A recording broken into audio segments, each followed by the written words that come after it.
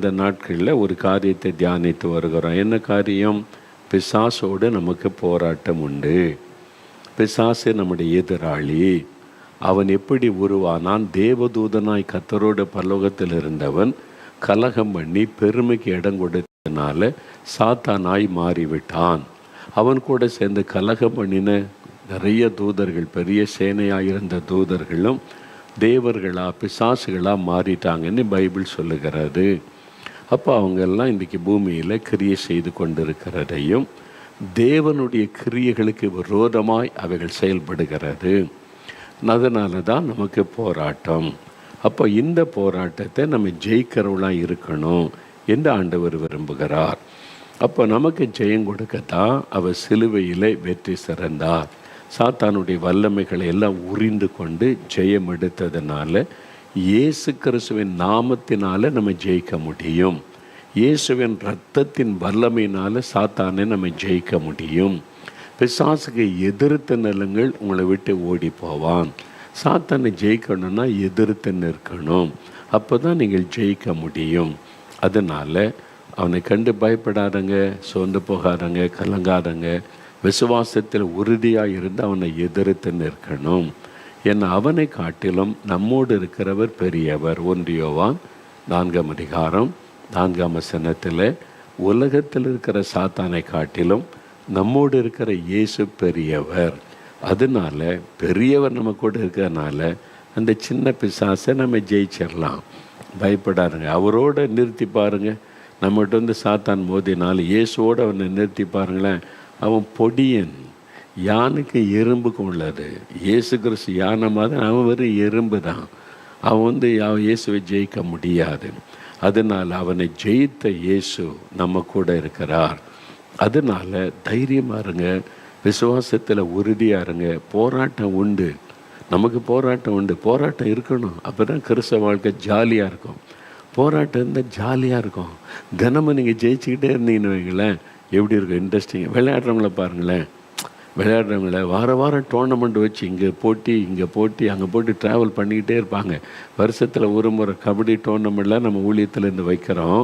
அதில் வருவாங்க. காலேஜில் ஸ்கூலில் படிக்கிற பிள்ளைகள் பையங்கள்லாம் வந்து விளையாட வருவாங்களா.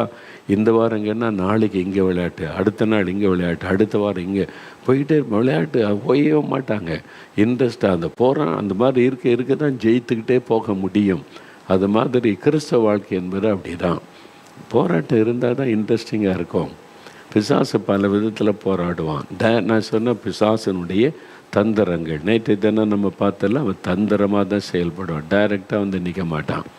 அவன் தந்திரமாய் வந்து ரகசியமாய் வந்து சாத்தான் தான் நமக்கு விரோதமாக போராடுகிறான் என்பதையே நம்ம தெரியாமல் இருக்கும்படி போராடுவான். உங்கள் மனைவியை வச்சு அவன் போராட்டத்தை நடத்துவான். உங்கள் பிள்ளைகளை வச்சு போராட்டத்தை நடத்துவான். உங்கள் கணவரை வைத்து போராட்டத்தை நடத்துவான். உங்கள் மேல் அதிகாரியை வச்சு உங்களுக்கு விரோதமாக யுத்தத்தை நடத்துவான். உங்களுடைய பக்கத்தில் வியாபாரியை வச்சு உங்களுடைய வியாபாரத்துக்கு போராட்டம் நடத்துவான். நீங்கள் இந்த மனிதர்களே பார்த்துக்கிட்டு இருப்பீங்க. இவன் தான், இவர் தான், இவங்க தான், வீட்டுக்குள்ளே இவங்க தான், மாமியார் தான், மருமகள் தான் பார்த்துக்கிட்டே இருப்பீங்களா. அவன் சிரிச்சுக்கிட்டே நிற்பான். நம்மளை திசை திருப்பிடுவான். பின்னால் இருக்கிற அந்த ஆவி, அந்த சாத்தான் தான் இவங்களெல்லாம் பயன்படுத்தி நம்மளை டிஸ்டர்ப் பண்ணுகிறான். நம்ம இந்த மனிதர்களே பார்த்துக்கிட்டோம். அதனால தான் மாம்சத்தோடு இரத்தத்தோடு போராட்டம் அல்ல. எபேசியர் 6:12 என்ன சொல்லுது? மாம்சத்தோடு இரத்தத்தோடு நம்முடைய போராட்டம் அப்படின்னா என்ன அர்த்தம்? மாம்சமும் இரத்தமும் உடைய மனிதர்களோடு நம்முடைய போராட்டம் அல்ல. இப்போ எங்களுக்கு விரோதமாக எத்தனையோ மத அமைப்புகள், தீவிரவாத அமைப்புகள் இருக்கிறது. மத தீவிரவாதம் அவங்களுக்கு எங்களை கண்டுபிடிக்காது. எங்களுக்கு விரோதமாக வீடியோ போடுறது, பேசுகிறது, செய்கிறது, எழுதுறது, எங்களை அட்டாக் பண்ணுறது, நிறைய பேசுகிறது, இதெல்லாம் நடக்குது நிறையா. அப்போ இது அவங்க எங்களுக்கு எதிராளி கிடையாது. அந்த பேசுகிறாங்களே அந்த தீவிரவாத அமைப்புள்ள லீடரோ தலைவரோ அந்த ஆட்களோ அவங்க மனிதர்கள். அவங்க என்னுடைய சகோதரர்கள், சகோதரிகள். அந்த மாம்சமாக ரத்தமுடைய அவங்க இல்லை. அவங்களுக்கு பின்னால் இருந்து இயக்குகிற சாத்தான் தான் ஊழியத்துக்கு விரோதமாக எழும்பி ஊழியத்தை முடைக்கணும், அந்த ஊழியக்காரனை முடைக்கிறணும், இதன் மூலமாக ஆண்டவுடைய ராஜ்யம் பரவுது, தேவத்திட்ட நிறைவேறுதுன்னு சொல்லி அவங்கள வச்சு நம்மளை அட்டாக் பண்ணுகிறான். இதை அறிந்து கொண்டாலே ஈஸியாக ஜெயித்தரலாம். அப்போ இந்த மனிதர்களோடு நீங்கள் மோத மாட்டீங்க. அந்த ஆவிகளோட மோதுவீங்க. கண்ணுக்கு தெரியாமல் இருந்து செயல்படுகிற எதிரி அதை ஜெபத்தில் தான் ஜெயிக்க முடியும். அது பரிசுத்தாவில நிரம்பி ஜெபிச்சாதான் ஜெயிக்க முடியும். இதை விளங்கி கொண்டீங்கன்னா அப்போவே பிசாசு பக்கத்தில் வரமாட்டான். சாத்தானுடைய தந்திரங்கள் தெரிஞ்சிட்டனாலே பிசாசு வரமாட்டான், பயப்படுவான் உங்களை கண்டான். அதனால தான் பிசாசின் தந்திரங்கள் நமக்கு தெரியாதவைகள் அல்லவே அப்படின்னு 2 கொரிந்தியர் 2:11 சொல்லப்பட்டிருக்குல்ல. எப்படி தெரியும் பிசாசு தந்திரம்? பரிசுத்த ஆவியானவர் மூலமாய். இப்போ பாருங்கள், இயேசு கிறிஸ்து அப்போஸ்தலர் 10:38 இயேசு கிறிஸ்துவை தேவன் பரிசுத்தாவினால் வல்லமையினால் அபிஷேகம் பண்ணி இருந்தார். பிசாசின் வல்லமையில் அகப்பட்ட யாவரையும் இயேசு குணமாக்கினார். பிசாசின் வல்லமையில் அகப்பட்டவங்க யாவரையும் நீ பாருங்களேன், லூக்கா 13 அதிகாரத்தில் இயேசு ஒரு ஜெபாலயத்துக்கு போகிறார். அங்கே 18 வருஷம் கூனியாக இருந்த பெண், தெரியும், குனிஞ்சு அவளால் நிமிர்ந்து பார்க்க முடியாது. 18 வருஷம் கூனியாக இருக்கிறாங்க.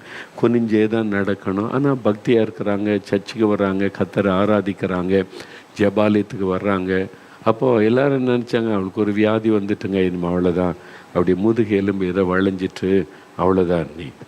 அப்போது யாருமே கண்டுபிடிக்காத ஒன்று என்ன, வைத்தியர்கிட்ட போயிருப்பாங்க, மருத்துவம் செய்திருப்பாங்க, தெரியல. இயேசு அவளை பார்த்தோன்னு கண்டுபிடிச்சிட்டார், இது ஒரு ஆவி, பலவீனப்படுத்துகிற ஆவி. இது பின்னால் இருக்கிற ஆவியை இயேசு கண்டுபிடிச்சிட்டார். அவருக்குள்ள அந்த பரிசுத்த ஆவியானவர் இருந்ததுனால இது ஒரு பலவீனப்படுத்துகிற ஆவின்னு கண்டுபிடித்து இயேசு விடுதலை யாவானார். அந்த ஆசுத்தாவி போயிட்டு உடனே நிமிர்ந்துட்டாங்க. அவ்வளோதான். இதைத்தான் நம்ம கண்டுபிடிக்கணும். அந்த ஆவி, அந்த வியாதிக்கு பின்னால் இருந்து ஒரு ஆவி, அந்த ஆவி போன உடனே சுகமாயிட்டாங்க. அப்போ எல்லாரும் பார்த்தா டாக்டர்ஸோ மருத்துவர்களோ மனிதர்களை பார்த்து என்ன சொல்லியிருப்பாங்க, இது ஒரு சிக்னஸ்ஸு. இன்னும் மருத்துவ உலகத்தில் ஆராய்ச்சி பண்ணால் அதுக்கு ஒரு பேர் கொடுத்துருவாங்க. என்ன பேர் இருக்குது, உண்மைதான். ஆனால் அதுக்கு பின்னால் இருக்கிற ஒரு ஆவி இருக்கிறது. இதை கண்டுபிடிச்சிட்டா நம்ம ஈஸியாக ஜெயித்தரலாம். பார்த்தீங்களா? அப்போது நீங்கள் பாருங்களேன், அமெரிக்காவில் ஒரு பிரபல சில வருஷத்துக்கு முன்னால், ஒரு 10 வருஷத்துக்கு முன்னால் போயிருக்கும்போது செய்தித்தாள் ஒரு ஆர்டிக்கிள் வாசித்தேன். அமெரிக்காவிலேயே பிரபலமான கேன்சர் ஸ்பெஷலிஸ்ட்டு டாக்டர் நிறைய இருக்காங்க. இவரும் கேன்சர் ஸ்பெஷலிஸ்ட்டு. ஆனால் இவர்கிட்ட கேன்சர் வியாதி உலக வந்தால் இவர்கிட்ட ட்ரீட்மெண்ட் எடுத்தால் கிட்டத்தட்ட மோர் தென் 90% சுகமாயிடுறாங்க. 90%க்கு மேலே சுகமாயிடுறாங்க. இது அதிகமாற்றவங்களை விட. அதனால் அவரை பேட்டி கண்டாங்க. ஹவு, எப்படி உங்களால் இது சாத்தியமாகிறது? அப்போ ஒரு அனுபவத்தை சொல்லி நான் வாசித்தேன் அந்த ஆர்டிக்கிளில், ஒரு மேகசினில். அவர் என்ன சொல்கிறாருன்னா, அவர் ரட்சிக்கப்பட்டு பரிசுத்தாவின் அபிஷேகம் பெற்றவர். இந்த டாக்டர் கேன்சர் ஸ்பெஷலிஸ்ட், பரிசுத்தாவினால் நிரப்பப்பட்டவர், ஆவில நிறைந்த அந்நிய பாஷையிலே ஜெபிக்கிற அனுபவம் உள்ளவர். அவர் என்ன சொல்லுகிறார், பல இந்த கேன்சர் வருவதற்கு பல காரணம் இருந்தாலும் பெரும்பாலும் அந்த வியாதிக்கு பின்னால் இருப்பது ஒரு ஈவில் ஸ்பிரிட், ஒரு ஆவி.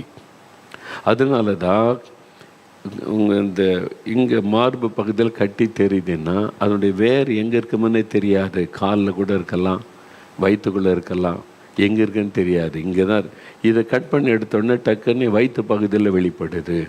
அங்கே கை வச்ச உடனே கால் பகுதியில் இப்படிலாம் சொல்லுவாங்கள்ல ஒரு காலம். இப்போது நிறைய அதில் கண்டுபிடிப்பை வளர்ந்து ஆராய்ச்சி பண்ணி அவர் என்ன சொல்லுகிறார், நம்ம அதுக்கு பின்னால் இருப்பது ஒரு ஆவி. அந்த வியாதியை கொண்டு வந்து மனுஷருடைய ஜீவனை எடுக்கிற ஒரு ஆவி.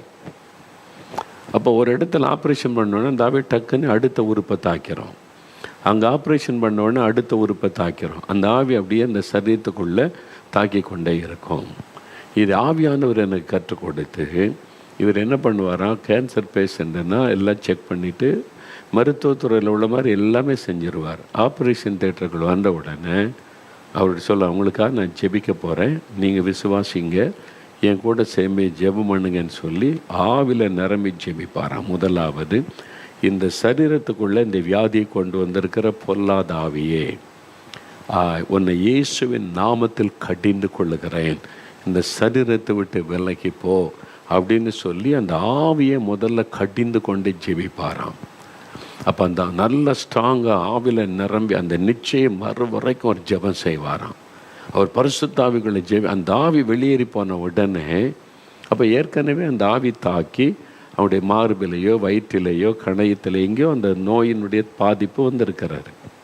இப்போ அவர் சொல்லுகிறார், அந்த ஆவி போயிற்று, அந்த வியாதி கொண்டு வந்த ஆவி, அந்த வியாதியினால் பாதிக்கப்பட்ட பகுதியை ஆப்ரேட் பண்ணி அந்த வியாதியினுடைய இதை எடுத்துட்டு அந்த இடத்துக்காக ஜெபிப்பார், ஹீலிங்காக ஜெபிப்பார். முதல்ல டெலிவரன்ஸ் ப்ரேயர், ரெண்டாவது ஹீலிங்காக இயேசுவின் நாமத்தில் இந்த இடத்துல சுகம் உண்டாகட்டும், இந்த புண் மறையட்டும், இனி அந்த வியாதி தொடக்கூடாதுன்னு அவர் ஜெபிச்சு முடிச்சு அனுப்பிடுவார். அதனால இவருடைய ஆப்ரேஷன், இவருடைய ட்ரீட்மெண்ட்டு பெரிய சக்ஸஸ். இது மாதிரி அவர்கிட்ட போனவங்க திருப்பி அந்த வியாதி வருவதே இல்லை. அவங்களுக்கு ஆலோசனை கொடுத்து அனுப்புகிற, பைபிள் வாசிங்க, ஜெபிங்க, கத்தரை காத்துக்கொள்ளுங்க அப்படின்னு சொல்லிட்டு. இதுதான் எழுதியிருந்த ஒரு அனுபவம். அப்போ பெரும்பாலான வியாதிகள், மருத்துவத்துறையில் பல காரணங்கள் இருக்கிறது உண்மைதான். ஆனாலும் பெரும்பாலான வியாதிகளுக்கு முக்கிய காரணம் பின்னால் இருந்து செயல்படுகிற அந்த ஆவி. அதனால தான் வசனத்தில் அப்போஸ்தலர் 10:38 பிசாசின் வல்லமையில் அகப்பட்ட யாவரையும் இயேசு குணமாக்குகிறவராய் சுற்றி தெரிந்தார். இயேசுக்கிட்ட ஒரு குருடனை கூப்பிட்டு வர்றாங்க, எனக்கு கண் தெரியாதுங்க அப்படின்னு. இயேசு அவனை பார்க்குறார். அவனுக்கு கண்ணில் வியாதி பாதிப்புன்னு தான் எல்லோரும் நினச்சாரு. ஆனால் ஒரு குருட்டு ஆவி அவனுடைய கண்ணை தாக்கியிருந்து இயேசு அந்த ஆவியை துரத்தினா உடனே பார்வை வந்து, பைபிள் எழுதியிருக்குல்ல மத்தேயு 9 செவிடும் ஊமையாமான குருடும் ஊமையுமான ஒரு மனுஷனை கூட்டிகிட்டு வர்றாங்க. அவனுக்கு காதும் கேட்காது, கண்ணும் தெரியாது. அது பெரிய பாதிப்பு. கண்ணு தெரியாமல் காது கேட்டாலாவது அவன் நடந்து எங்கேயா போக முடியும். அப்போ காதும் கேட்காது, கண்ணும் தெரியாத பெரிய பரிதாபம். இயேசு பார்த்தார், இது ஒரு ஆவி, பிசாசு.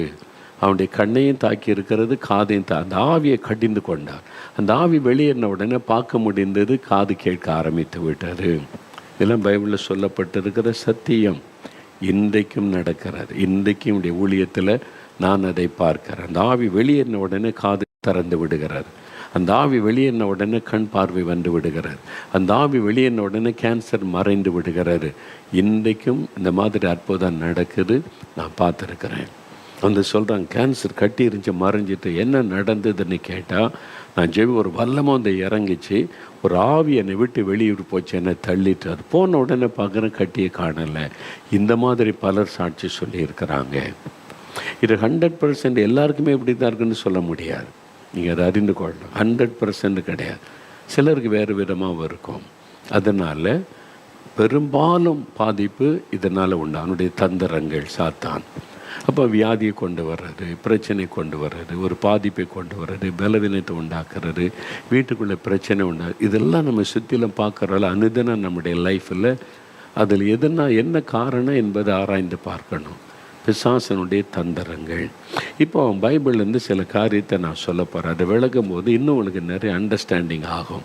நீங்கள் அதை தெரிஞ்சுக்கிட்டிங்கன்னா ஈஸியாக சாத்தானை ஜெயிக்கலாம். தினமும் நீங்கள் மகிழ்ச்சியோடு வெற்றி உள்ள வாழ்க்கை செய்ய முடியும். அப்போ அனுதினமும் இதில் நீங்கள் கவனம் செலுத்தணும். ஒன்று, அவன் தந்திரமாக எப்படி கிரியை செய்கிறான். முதல் அவன் உலகத்துக்குள்ளே எப்படி செயல்பட்டான். First entry into the world. உலகத்தில் முதல் என்ட்ரி எப்படி இருந்தது அப்படின்னு பார்த்தீங்கன்னா, ஆதியாகமம் 3 1 வேத புஸ்தகத்தில் முதல் புஸ்தகமாகிய ஆதியாகமம் 3 முதல் வசனம் பாருங்கள்.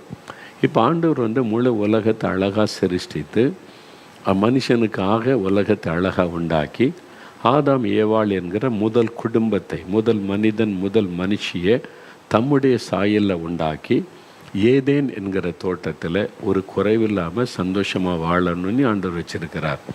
அன்றைக்கு மனிதனுக்கு அங்கே பாவம் கிடையாது, வியாதி கிடையாது, பயம் கிடையாது, எதை குறித்த பயம் கிடையாது. மிருகங்கள், சிங்கம், புலிகள் எல்லாம் ஒன்றா தான் இருக்கிறாங்க, எதுவும் சேதப்படுத்தாது. அப்போ அவங்களுக்கு தேவையான பழங்கள், கனி விருட்சங்கள், எல்லா மூலிகை எல்லாமே அந்த தோட்டத்தில் இருக்குது. அவங்க சந்தோஷமாக சாப்பிட்டு மகிழ்ச்சியாக இருக்கணும், அவ்வளோதான். ஆனால் வேலை கொடுத்த சோம்பேறியாக இருக்கக்கூடாது, பண்படுத்துங்க, இதை பாதுகாத்துக்கணும், வேலையெல்லாம் ஆண்டவர் கொடுத்துருந்தார். அப்போ சந்தோஷமாக இருக்கிறாங்க. தினமும் சாயங்காலம் ஆனால் அந்த குளிர்ச்சியான வேளையில் ஆண்டவர் இறங்கி வந்து அவங்களோட ஒரு ஈவினிங் வாக், ஆண்டவர் அவங்களோட பேசுவார். ஆதாம் அவங்களோட பேசுவார். அவங்க கேட்டிருப்பாங்க, அப்பா இது என்னதுப்பா, அவங்க ஒரு தகப்பன் பிள்ளைகள் உறவு தான், அப்படி தான் ஆண்டவர் உண்டாக்கினார். இது என்னதுப்பா அப்படின்னு கேட்டால், ஆண்டவர் பிள்ளைகளே அப்படின்னு ஆண்டவர் பேசியிருப்பார். எவ்வளோ அழகான ஒரு உறவு ஆண்டவருக்கு மனுஷனுக்கு, அப்படி தான் ஆண்டவர் உண்டாக்கினார். அப்படியே பயங்கரமான தோற்றத்தோட ஆயுதங்களோட பல்ல கடிச்சிட்டு நாக்கை நீட்டிக்கிட்டு இப்படி இரு அப்படி இரு பயந்து இப்படி, அப்படி ஆண்டவர் கிடையாது. ஒரு தகப்பனை போல நேசிக்கிற அன்பான குணம், கையை பிடிச்சிட்டு நடக்கலாம், அவரை பார்த்துக்கிட்டு பேசலாம். அப்படி தான் ஆண்டவர் மனிதனை உண்டாக்கினார். அப்படி தான் மனுஷனுக்கு ஆண்டவருக்குள்ள ரிலேஷன்ஷிப் அப்படி தான் இருந்தது. அதுதான் ஆண்டவருடைய விருப்பம். அவங்க என் பிள்ளைகளாக இருக்கணும், சந்தோஷமாக இருக்கணும், என்கிட்ட பேசணும், என் கூட நடக்கணும்னா அவங்களோட பேசணும். அப்படி தான் ஆதியில் ஆண்டவர் உண்டாக்கி வச்சிருந்தார். அதே அனுபவத்தை தான் இப்போ ஆவியானவர் மூலமாக நமக்கு தந்து கொண்டு இருக்கிறார். அந்த இழந்து போன அந்த அனுபவத்தை, மனுஷன் அன்றைக்கு இழந்து போனதை திரும்ப கொடுக்க தான் இயேசு இந்த கடைசி காலத்தில் அதிகமாக அந்த அனுபவங்களை தேவன் தந்து கொண்டு இருக்கிறதே நம்ம பார்க்குறோம். அதுதான் அவருடைய இருதயத்தின் விருப்பம். இப்போது மகிழ்ச்சியாக இருந்து கொண்டு இருக்கும்போது இந்த தள்ளப்பட்டு போன சாத்தான், தூதனுக்கால சாத்தான் பரலோகத்தை விட்டு ஆண்டு தள்ளிட்டார்ல.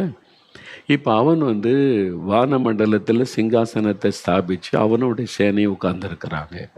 அவன் பார்க்குறான், ஆண்டவர் இவ்வளோ சந்தோஷமாக இருக்கிறாரு, மகிழ்ச்சியாக இருக்கிறாரு.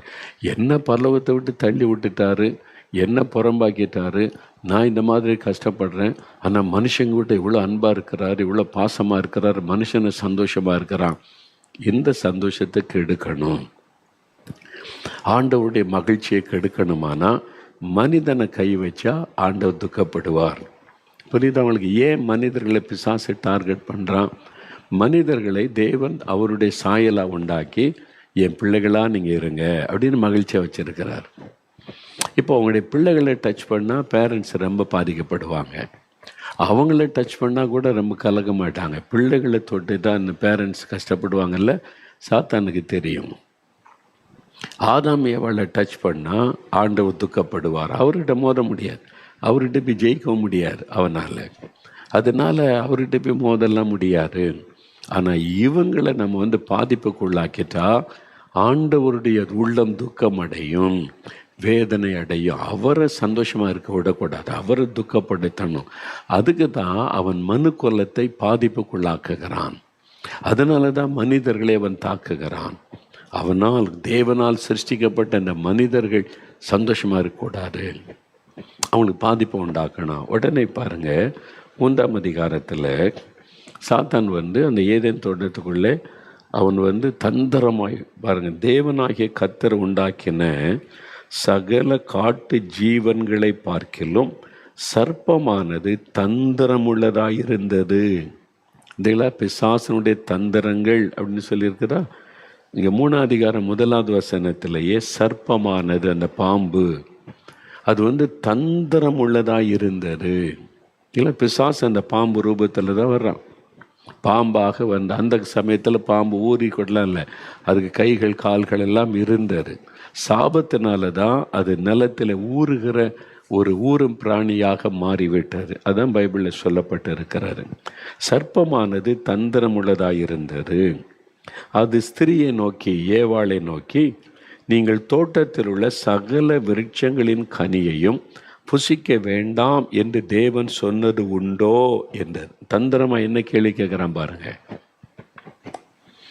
நீங்கள் தோட்டத்தில் உள்ள சகல விருட்சங்களின் கனியையும் புசிக்க வேண்டாம் என்று தேவன் சொன்னது உண்டோ? ஒரு கொஸ்டின். இதான் பிசாசனுடைய தந்திரம், கேள்வியை எழுப்புவது.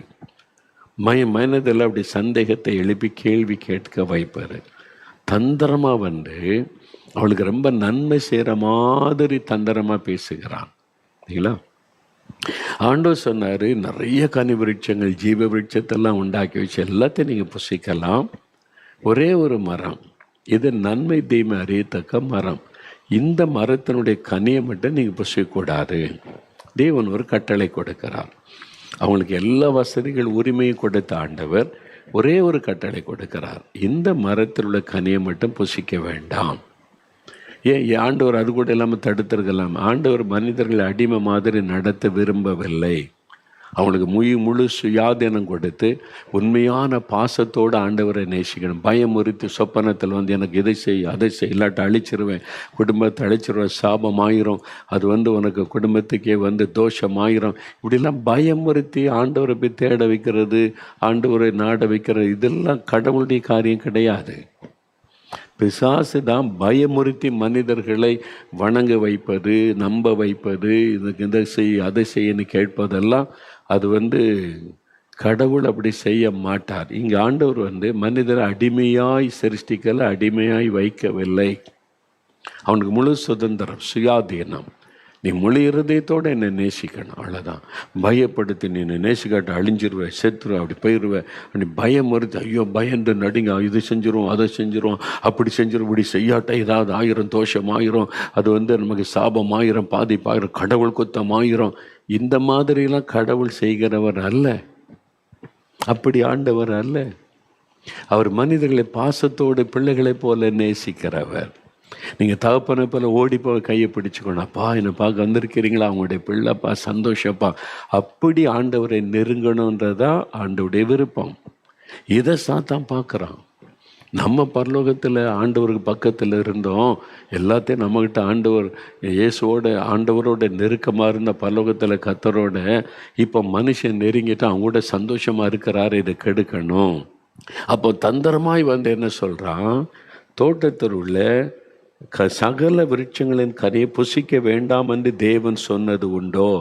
அது எப்போ பாருங்க, ஆதாம் இவாள் 2 பேர் வந்திருந்தா உடனே ஆதாம் சொல்லிப்ப நீ யார் அதை பற்றி பேசுறதுக்கு?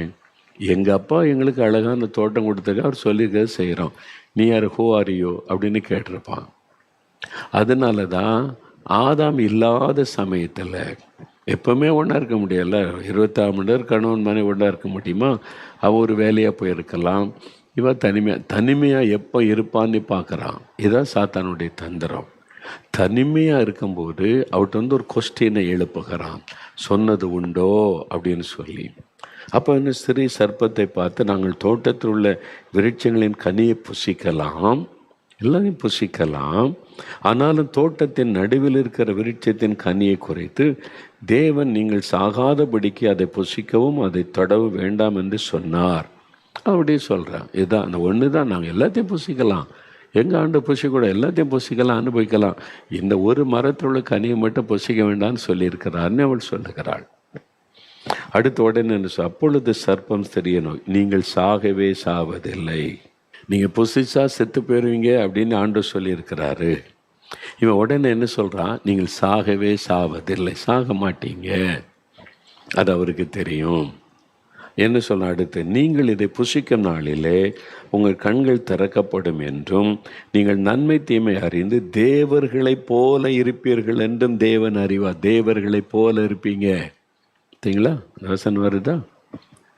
நீங்களே கடவுளாயிடலாம். இன்றைக்கி அந்த உபதேசம் வருதா, நீயே கடவுளுப்பா, நிறைய சொல்லலாம், நீயே கடவுள், நீ தான் கடவுள், உனக்குள் கடவுள் வந்துட்டா நீ தான் கடவுள், அதனால் நான் கடவுள் என்ன வணங்கு, நான் கடவுளை தரிசித்தேன், கடவுள் தரிசனமாக கடவுள் எனக்குள்ள என்ன வணங்கு. இந்த மனுஷ வணக்கம் இந்தியாவில் 2 லட்சம் பேர் இருக்காங்களாம், சாமியார்கள் தங்களை கடவுளாய் வெளிப்படுத்தி தங்களை வணங்க வைக்கிறவங்க இந்தியாவில் மட்டும் 2 லட்சம் பேர் இருக்கிறாங்க மனிதர்கள். அவன் செத்துட்டா நாளைக்கு அடக்கம் கல்லறைக்குள்ளே போயிடுவோம், அவ்வளோதான். இதுக்கு முன்னாலே தன்னை கடவுள்னு காமிச்சு வணங்கின எத்தனை பேர் செத்து கல்லறைக்குள்ளே போயிட்டான், அவ்வளோதான். அவங்க இப்போ உயிரோடு இருக்காங்கன்னா இல்லை. மனிதன் கடவுள் ஆகவே முடியாது, அறிந்து கொள்ளுங்க. அவன் என்ன மாதிரி வேஷம் போட்டு வந்தாலும், என்ன மாதிரி ட்ரெஸ்ஸு போட்டு வந்தாலும், என்ன மாதிரி அவன் இதெல்லாம் ஜோடித்து வந்தாலும் மனுஷன் கடவுள் ஆகவே முடியாது, அறிந்து கொள்ளுங்க. இந்த ஊழியக்காரங்க ஸ்மித் விக்கிள்ஸ் அந்த ஊழியக்காரர் அவர் ஜெபிச்சா 20 பேருக்கு மேலே உயிரோடு எழுப்பப்பட்டு இருக்கிறாங்க. இந்தியாவில் அப்படி இருக்கிறாங்க, ஜோப் பண்ணி உயிரோடு எழுப்பப்பட்டவங்க இருக்காங்க, செத்தவங்களை உயிரோடு எழுப்பின ஊழியக்காரங்க இருக்கிறாங்க. அவங்க கடவுளாயிட முடியுமா? கடவுளாக முடியாது. தேவன் அதற்கு அவங்கள பயன்படுத்தினார், அவ்வளவுதான். அதனால் அவங்க கடவுளாக முடியாது. ஆனால் சாத்தானுடைய தந்திரம் என்னன்னா, நீ தான் கடவுள், நீயே கடவுளாயிடலாம். இதுதான் பிசாசனுடைய உபதேசம். அன்றைக்கி ஏவாள் எப்படி ஏமாத்தினான்னா, இன்றைக்கி உலகம் முழுவதும் நிறைய பேர் இப்படி தான் அவன் ஏமாற்றுகிறான். தந்திரமாக நீ தான் கடவுள். இப்போ அதுக்கு பைபிள் வச்சுட்டு பேசுகிற ஊழியக்காரங்க சிலர் எழும்பியிருக்காங்க. சென்னையில், உலகத்தின் பல பகுதிகளில் இது வருவாங்க. கடைசி காலத்தில் அந்தி கிறிஸ்துவின் ஆவி உள்ளவங்க வருவாங்க, தன்னை தான் கிறிஸ்துன்னு சொல்லிக்கொண்டுன்னு பைபிள் இருக்குல்ல, வந்துட்டாங்க. இப்போ மெட்ராஸில் இருக்காங்க, இந்தியாவில் பல பகுதிகளில் இருக்கிறாங்க, உலகத்தில் இருக்கிறாங்க. நீ தான் கடவுளுப்பா. ஏசு உள்ளே வந்துட்டார்லாமா? அப்போ ஏசு எங்கே இருக்கு? உனக்குள்ள. அப்போ நீ தானே கடவுள். இது பிசாசின் உபதேசம். சாத்தான் ஏவாள்கிட்ட பேசின உபதேசம் தான். நீ சாக மாட்ட சொல்கிறாங்கள, மரணம் ஒன்று கிடையாது. நீ நீ நீயா சாவுன்னு சொன்னால் தான் சாக முடியும், இல்லைன்னா சாக முடியாது. அப்படி ஒரு உபதேசம் வந்திருக்குல்ல, கள்ள உபதேசம். நீ சாகவே மாட்டப்பா, நீ கடவுள், நீ சாகவே மாட்ட. நீயா நான் சாகன்னு விரும்பினா தான் சாக முடியும். இதெல்லாம் கதைகள், புராணங்களில் இருக்குதுங்க கதைகள். அந்த மாதிரி கதைகளை பிசாசு இப்பவும் உண்டாக்கி சிலரை நம்ப வைக்கிறான். பைபிளை வச்சுக்கிட்டே பேசி நிறைய ஊழியக்காரங்களை, தெய்வ பிள்ளைகளை ஏமாற்றுகிறான். வஞ்சிக்கப்பட்டு போகாதங்க. இதெல்லாம் பிசாசன் உபதேசம். ஆதியாகமம் 3 அதிகாரத்திலே இந்த உபதேசத்தை கொண்டு வந்துட்டான் சாத்தான். நீ சாக மாட்ட, நீ கடவுளை போல ஆயிடுவ. இதான் பிசாசனுடைய தந்திரம். இந்த உபதேசம் இன்னைக்கு வருது இல்லை, கடைசி காலத்தில் இதெல்லாம் வருன்னு பைபிளில் இருக்குல்ல, அது வர ஆரம்பிச்சுட்டு இப்போவே. எச்சரிக்கையாக இருங்க, ஜாக்கிரதையாக இருங்க. எவ்வளோ வல்லமையாக கர்த்தரவங்களை பயன்படுத்தினாலும் நீங்கள் மனுஷன்தான், மனுஷி தான், சாதாரண மனிதர்கள் தான். உங்களை ஒரு கருவியாக பயன்படுத்துகிறார், அவ்வளோதான். அவர் கீழே வச்சுட்டாருன்னா யூ ஆர் நத்திங். அது எனக்கு தெரியும். அவர் கையில் இருக்க வரைக்கும் ஜனங்களுடைய நன்மைக்காக பயன்படுத்துகிறார், அதோடைய கிருபை. அவர் கீழே வச்சுட்டார்னா மோகன்லால் இஸ் நத்திங், ஒரு சாதாரண மனிதன். இதை எப்பவும் உணர்ந்து நடந்து கொண்டாலே அவருடைய கிருபை நம்மை தாங்கும். அதை தான் நம்ம அறிந்து கொள்ளணும். அதனால தான் சொல்ல, நம்ம யாரும் வணங்குறதுக்கு நம்ம விடக்கூட. பிசாசு என்னன்னாக்கி தன்னை எல்லாரும் வணங்கணும், அதான் அவருடைய நோக்கம். இன்றைக்கி அது மாதிரி மனிதர்கள் அறிய பவுலையும் பர்னபாவையும் பார்த்து கடவுள் மத்தியில் வந்துட்டாங்க. அவங்க பெரிய அற்புதம் நடந்தது. அவங்க அற்புதம் பார்த்த உடனே இந்த மாதிரி அற்புதத்தை மனுஷனால் செய்ய முடியும், கடவுளே நம்மள வந்திருக்கான்னு மாலை போடுறாங்க, பாதத்தில் விழுறாங்க, சூப்பிட்டர்ன்றாங்க. பவுலும் பர்னபாவும் சட்டையை கிழித்து கொண்டு சொன்ன, இல்லை நாங்கள் மனிதர்கள், நாங்கள் கடவுள் இல்லை, இந்த அற்புதத்தை செய்தவர் இயேசுன்னு சொல்கிறாங்க. ஊழியக்காரங்க கவனமாக இருக்கணும். அதில் சில வருஷத்துக்கு முன்னால் ஆந்திராவுக்கு ஊழித்து போயிருந்தேன். ஆந்திராவில் இந்த வாராங்கல்ன்ற இடத்துல அந்த மீட்டிங்கில் ஆண்டவர் பலத்த அற்புதங்களை செய்கிறார். இயேசுவின் நாம மகிமை. அதனால் ஜனங்க பல ஊர்கள்லேருந்து மைதானத்திலேயே குடும்பமாக தங்கியிருந்தாங்க கூட்டத்துக்கு. அப்போ ஜெபிக்கணும், ஊழியக்காட்டு ஜெபிக்கணும்னு கடைசி நாள் ஜெபம் பண்ணணும்னு சொல்லியாச்சு. ஆனால் நிறைய மிராக்கிள்ஸ், அவுட்ஸ்டாண்டிங் மிராக்கிள்ஸ் கர்த்தர் செய்து சப்பானி நடக்கிறாங்க, குருடர் பார்வையிடாங்க. இயேசு தான் அந்த அற்புதம் செய்யறது. மக்கள் நிமித்தம் ரொம்ப பாவமான ஜனங்க விசுவாசத்தோடு ஒரு குழந்தை மாதிரி இயேசுவை நம்பினாங்களோ, அதனால அற்புதம் செய்தார். அவங்க நினச்சிட்டாங்க மோகன்லால் தான் காரணம்னு, என்ன பார்க்கணும் தொடரணும் அப்படின்லாம் வந்துட்டாங்க. எனக்கு அந்த மக்கள் சூழ்ந்துக்கிட்ட பயங்கர கூட்டம். கடைசி நாள் ஜெபிக்கணும்னா நாங்கள் இவரை தொடரணும், இவர் தான் அப்படின்ற மாதிரி அந்த ஜனங்க தெலுங்கு தான் பேசுகிற மக்கள். அப்போ எனக்கு ஸ்டேஜை விட்டு இறங்குறதுக்கு பயம். எதுக்குன்னா மக்களுக்கு பயம், அவங்களுடைய தவறான நம்பிக்கை. அதனால் சரி ஜெபிக்கணும், மேடையிலேருந்து பேசினேன். ஓகே, எல்லாம் கவனிங்க. நான் கடைசி வரைக்கும், கடைசி ஆள் வரைக்கும் கை வைத்து ஜெபிக்கிறேன். எங்களுக்கு ஆண்டவர் கொடுத்த ஒரு கட்டளை, வியாதிசம் மீது கைகளை வைப்பீங்க, இயேசுவின் நாமத்தினால ஜெபம் பண்ணுங்கன்னு. அதை நான் செய்கிறேன். ஆனால் ஒரு கண்டிஷன், நீங்கள் யாரும் என்னை தொட்டு கும்பிடக்கூடாது, என் பாதத்தில் விழக்கூடாது. அது மாதிரி நடந்தது முந்தின நாட்களில். அதெல்லாம் தப்பிச்சு தான் ஓடுனேன். அதனால மக்கள், நான் உங்களை போல் பாடுள்ள மனுஷன். உங்களுக்கு வியாதி வர மாதிரி எனக்கும் வியாதி வரும், எனக்கும் பலவீனம் வரும், எனக்கும் பசி வரும், எனக்கும் தாகம் வரும். நான் ஒன்றும் பல்லவத்திலேருந்து இறங்கி வந்த தூதன் கிடையாது, சாதாரண மனிதன். எனக்கும் ஒரு நாள் மரணம் வரும். மரணம் வந்தால் என்னையும் அடக்கம் பண்ணிடுவாங்க. ஆனால் உயிரோடு இருக்கிறவர் இயேசு மட்டும்தான். அவர் மட்டும்தான் வணக்கத்துக்குரியவர், ஆராதனைக்குரியவர். அவரை மட்டும்தான் நீங்கள் தொழணும். மனுஷனை கும்பிடக்கூடாது, தொழக்கூடாது. அதுக்கெல்லாம் சம்மதிச்சா நான் அவன்கிட்ட ஜெபிக்கிறதுக்கு இறங்கி வர்றேன் அப்படின்னு சொல்லி. ஏன்னா கிறிஸ்தவர் அல்லாத நிறைய மக்கள் வந்திருந்தாங்க. அவங்கெல்லாம் மனிதர், சினிமா நடிகனே தெய்வம் தெய்வம் நீ கொண்டாடினவங்களே இந்த அற்புதத்தை பார்த்த பிறகு விடுவாங்களா? இதான் பிரச்சனை. அப்போ அவங்களுக்கு விளங்க வச்சு சில நிமிட நேரம் பேசி, நீங்கள் அதை ஒத்துக்கொண்டா நான் இருக்க, இல்லைன்னா நான் போயிடுவேன் இப்போ இறங்கின்னு சொன்னோடனே, சரி நாங்கள் கும்பிட மாட்டோம், காலில் விழ மாட்டோம், எங்களுக்கு நீங்கள் ஜெபிச்சா போதும்னு பெருங்கூட்டம் ரொம்ப நேரம் அப்புறம் ஒவ்வொருவருக்காக ஜெபம் பண்ணி கூட ஆட்களை வச்சு அந்த மக்களுக்கு இப்பவும் சில இடத்துல போனால் உடனே காலை பிடிச்சிடறாங்க.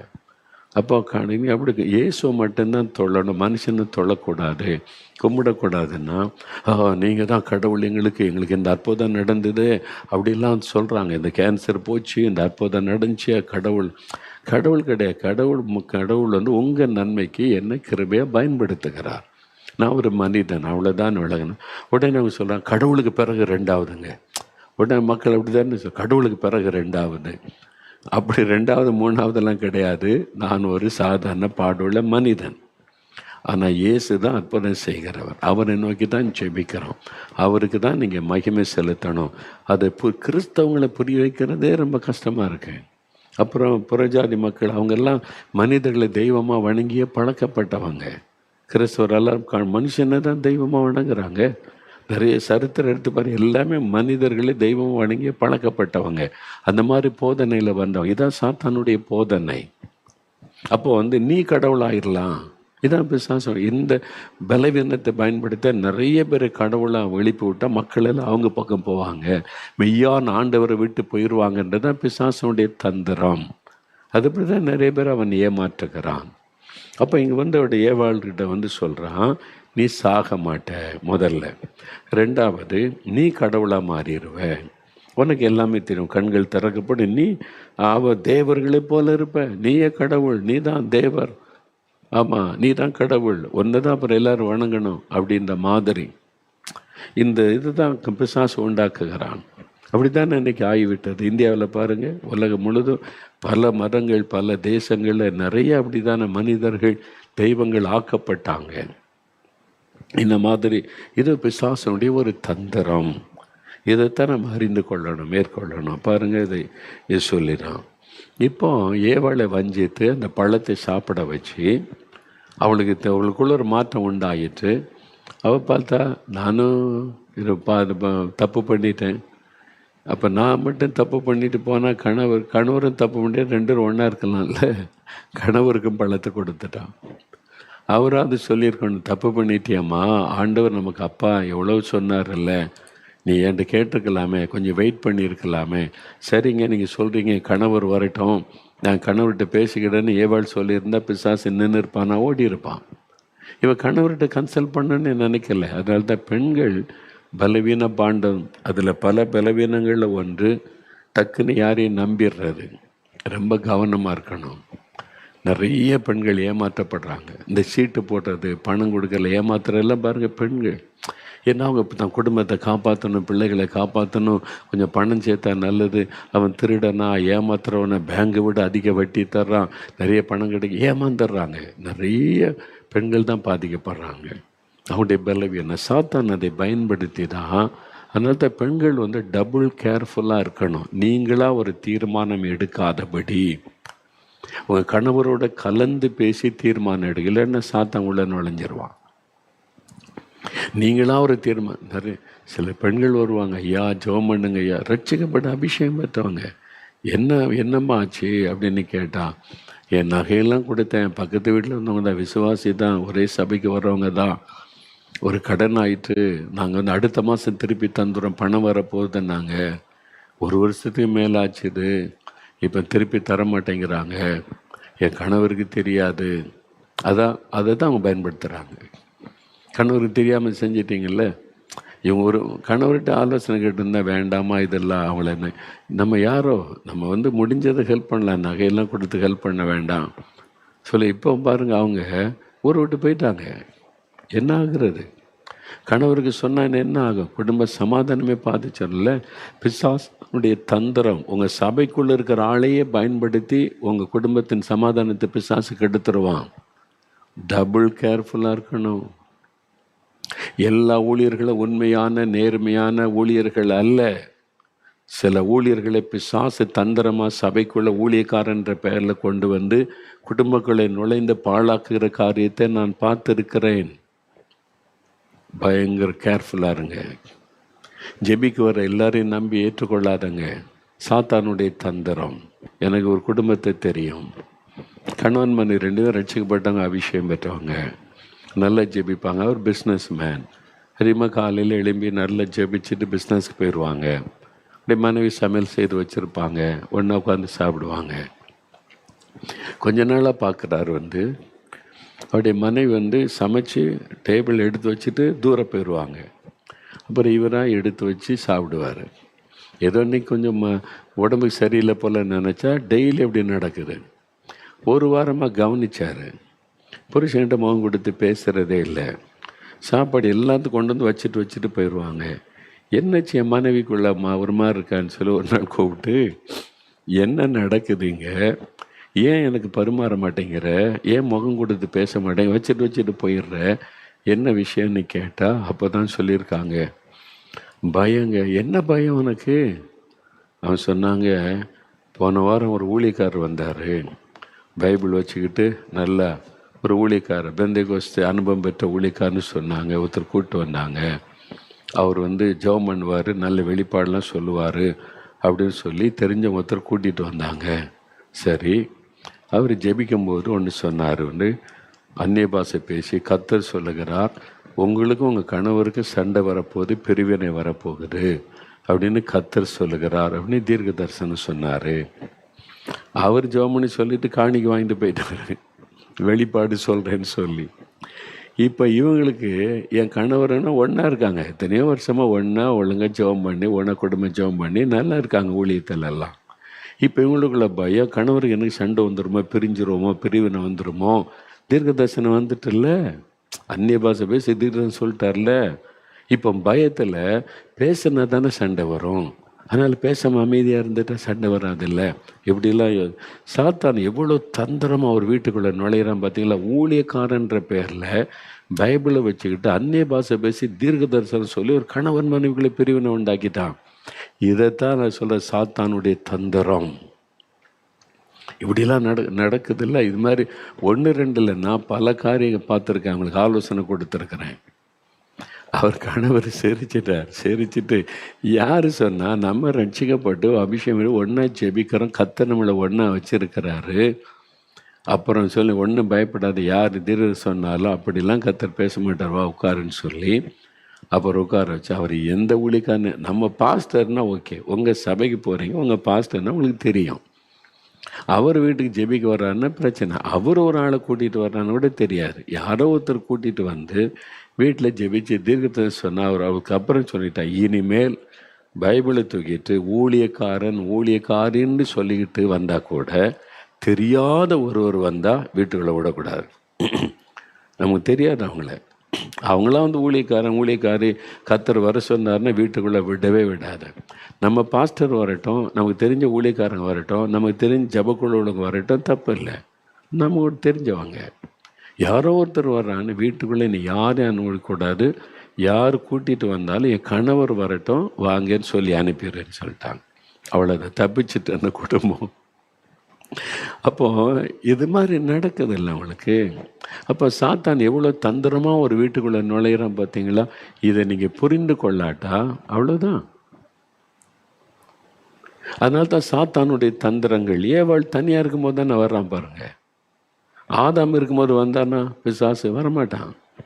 ஆதாம் இருக்கும்போது வந்திருந்தா 2 பேரும் கன்சல்ட் பண்ணியிருந்தா, இல்லைங்க இப்படி சொல்கிறாங்க, ஆனால் கர்த்தர் இப்படி சொல்லியிருக்க. ஆதாம் கேட்டப்ப கர்த்தர் நமக்கு இப்படி சொல்லியிருக்காரு, அவர் தான் நமக்கு எல்லாத்தையும் உருவாக்கி கொடுத்தாரு, நம்மகிட்ட எவ்வளோ அன்பாக இருக்கார், அவர் கையை பிடிச்சிட்டு நடக்கிறோம் பேசுகிறாரில்ல, நம்மளை அடிமை மாதிரி வைக்கலையே, தூரம் ஒதுக்கலையே, நமக்கு இப்போ சந்தோஷமாக தானே இருக்கும்.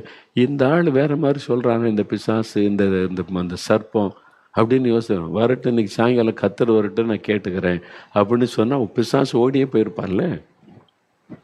அதனால தான் சாத்தானுக்கு இதெல்லாம் தெரியும். ஏவாளை பிடிச்சிட்டா இவங்க பாவத்தை கொண்டு வந்துடலாம் அப்படின்னு தான் தேவனோடு உள்ள ஐக்கியத்தை கெடுக்கிறதற்கு இவங்களை தந்திரமாய் வஞ்சித்து பாவத்துக்குள்ளாக்கிட்டான். அதனால சாபம் உலகத்துக்குள்ளே நல்ல ஒரு ஆசீர்வாதமான வாழ்க்கையை விட்டு, தோட்டத்தை விட்டு துரத்தப்பட்டு பாருங்கள் எவ்வளோ வேதனை அனுபவிச்சாங்க. என்ன காரணம்? ஆண்டவர காரணம். சாத்தான் தந்திரமாக வந்தான். அப்போது இவங்க அதுக்கு இடம் கொடுத்துட்டாங்க. அதனால தான் பிசாசுக்கு இடம் கொடாதிருங்கள்.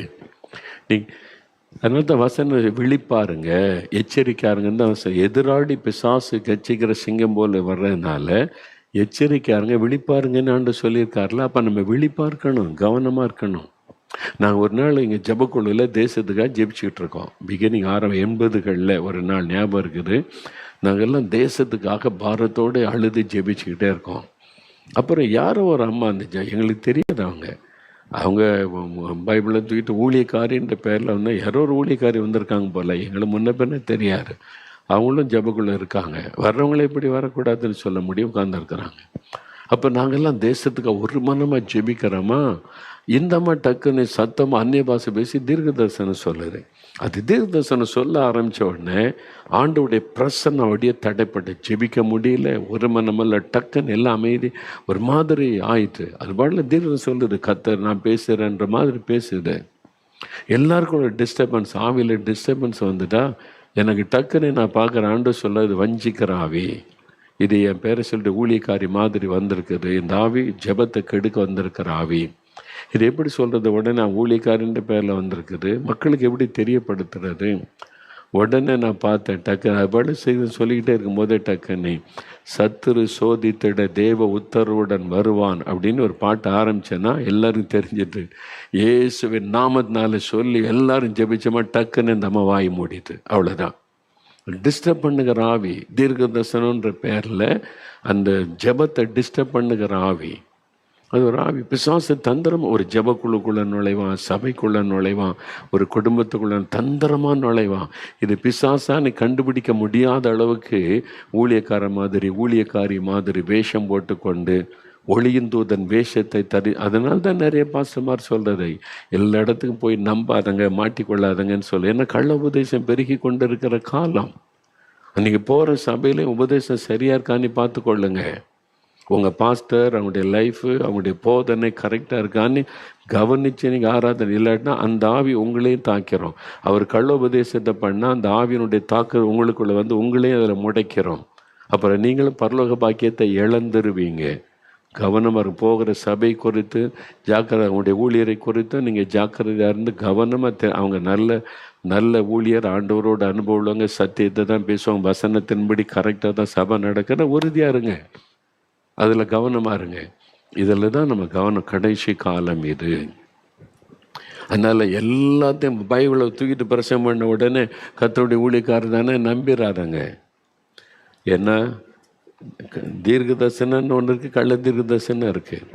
அப்போ நல்ல ஊழியர்கள் இருக்காங்க, கள்ள ஊழியர்கள் இருக்காங்கன்னு பைபிளில் இருக்குது. கள்ள போதகர்கள், நல்ல போதனை பண்ணுறவங்களும் இருக்காங்க, கள்ள போதகம் பண்ணுறவங்களும் இருக்காங்க.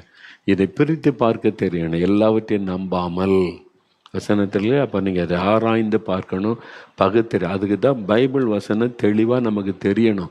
நீங்கள் வேதத்தை நல்லா வாசித்து பைபிள் வசனத்தில் ஸ்ட்ராங்காக இருக்கணும். கர்த்தருடைய வசனத்தில் ஸ்ட்ராங்காக இருந்தீங்கன்னா எதுவும் உங்களை சேதப்படுத்த முடியாது, ஏமாற்ற முடியாது. வசனம் இப்படி சொல்லுது, எனக்கு ஆவியானுடைய பிரசன்னம், டக்குன்னு ஆவியானவர் இந்த வசனத்தை வச்சு உங்களுக்கு காமிச்சிடும், இதுதான் வசனம், இதில் ஸ்ட்ராங்காக நில்லுன்னு சொல்லி. அப்போ யாரும் ஏமாற்ற முடியாது. இந்த கடைசி காலத்தில் பயங்கரமான வஞ்சகமான காரியம் நடக்கும். அன்றைக்கி பாருங்கள், இதுதான் நடக்கும். எப்படி ஏவாளை வந்து சாத்தான் தந்திரமாக வஞ்சித்தானோ, அதனால தான் எச்சரிக்கையாக இருங்க. நம்ம அவனை ஜெயிக்கணும், அவனுடைய தந்திரத்தை நீங்கள் ஜெயிக்கணும். ஏவாள் ஜெயித்திருக்கலாம். என்ன பண்ணியிருக்கணும்? ஒரே ஒரு காரியம்தான். சரி, நீ சொல்கிறதெல்லாம் கரெக்டு தம்பி, இந்த பழத்தை சாப்பிட்டா தேவர் போலாயிரன்னு சொல்கிற, என் கணவர்கிட்ட தான் ஆண்டவர் இந்த கட்டளெல்லாம் கொடுத்து, கணவர் மூலமாக தான் எனக்கு தெரியும், என் கணவர் வரட்டும், அவருக்கிட்ட சொல்கிறியா, கணவர் வந்துடும், கொஞ்சம் வெயிட் பண்ணுன்னு சொல்லியிருந்தா என்ன நடந்திருக்கும்? பிசாசு ஓடியே போயிருப்பான். அல்லது வந்தவுடனே கணவர்கிட்ட முதல்ல சொல்லுங்க, சாப்பிட முன்னால் கணவர்கிட்ட இப்படி வந்து இந்த சர்ப்பம் சொல்லுதுங்க, என்ன பண்ணலாம் அப்படின்னு. அல்லது என்ன சொல்லியிருக்கணும், கொஞ்சம் வெயிட் பண்ணு, கொஞ்சம் நேரத்தில் கர்த்தர் எங்களை சந்திக்க வருவார், நான் அவர்கிட்ட கேட்டுக்கிறேன் அப்படின்னு சொல்லியிருக்கணும்ல.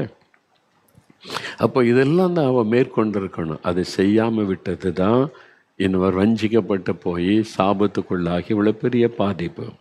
அப்போ சாத்தானுடைய தந்திரங்கள் நம்ம விளங்கி கொள்ளணும். இப்போ ஏவாளை தந்திரமாக தான் வஞ்சிதான். சரிங்க, நல்லா ரட்சிக்கப்பட்டு அபிஷேகம் பெற்று கர்த்தரோடு இருக்கிறவங்க வஞ்சிக்க முடியுமா?